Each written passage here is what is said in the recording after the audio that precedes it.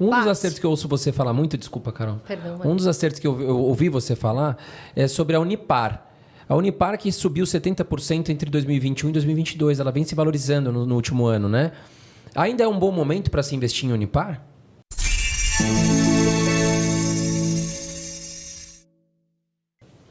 O setor de atividade da Unipar é um ótimo setor, né? Ela produz matéria-prima, produz soda, cloro, né? A Unipar é uma coisa incrível, uma coisa que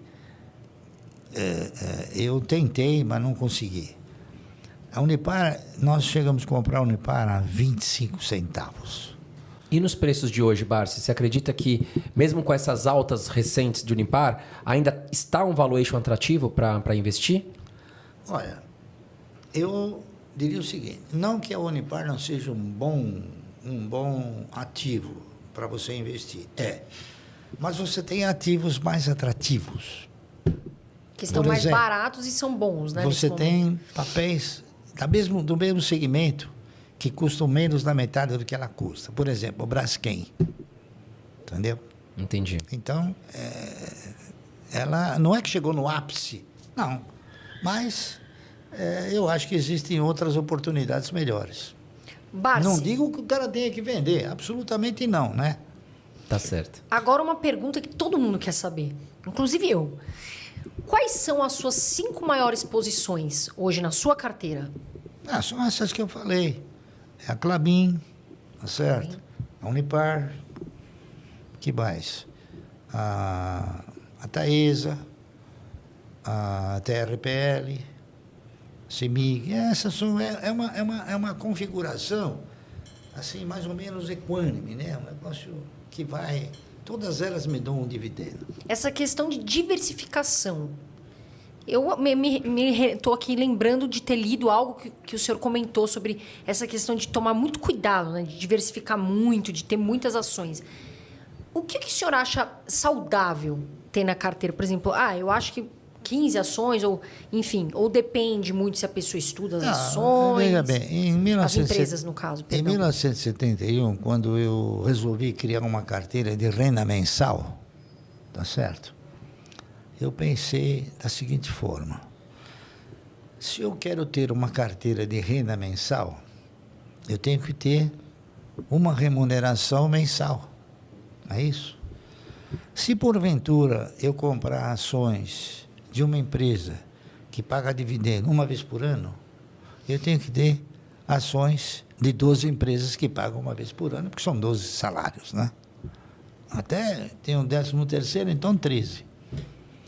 Se eu comprar ações de empresas que pagam um dividendo semestral, eu tenho que ter a metade, né? E esse, o princípio é esse. Então, essa foi a diretriz básica que nos levou a ter uma quantidade reduzida de ações, porque não há necessidade de você ter tudo. O importante é você ter os melhores, tá entendendo? Aqueles que têm o compromisso com o acionista de remunerá-lo. Porque, na realidade, eu penso assim, na realidade, nenhum empresário pensa em remunerar bem o acionista.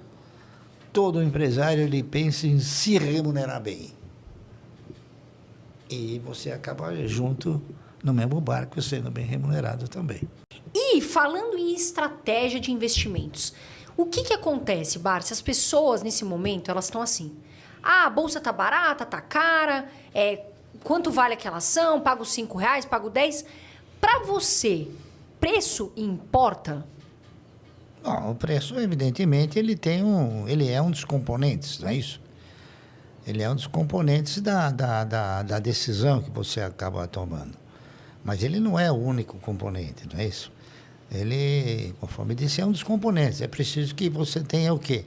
Que você tenha um elenco de fundamentos que possam te conduzir a você exercitar uma carteira de renda mensal. A minha visão principal é carteira de renda mensal, que eu faço isso desde 1971 e vou continuar fazendo até não poder mais, tá certo? Porque é a única trajetória capaz de te conduzir ao quê? A você ter um futuro estável, tá entendendo? Essa é a única trajetória. Não existe outra. Legal. Agora, Barsi, falando sobre a Bolsa de Valores hoje no Brasil, nós passamos por quem está entrando na Bolsa desde o ano de 2019, pegou uma alta ali muito grande em 2019, em 2020 veio o efeito pandemia, a Bolsa despencou, a gente teve alguns respiros, mas digamos que os investidores perguntam para a gente, e aí, André, Carol, o que você acha a Bolsa hoje, no nível que está? Está barata? Qual a sua opinião, Barsi? Bem, começa que eu geralmente não interpreto nenhuma análise sobre a Bolsa. Primeiro porque você não compra e nem vende ações da Bolsa. Você compra ações de empresas. Então, eu me preocupo sim com o desempenho das empresas.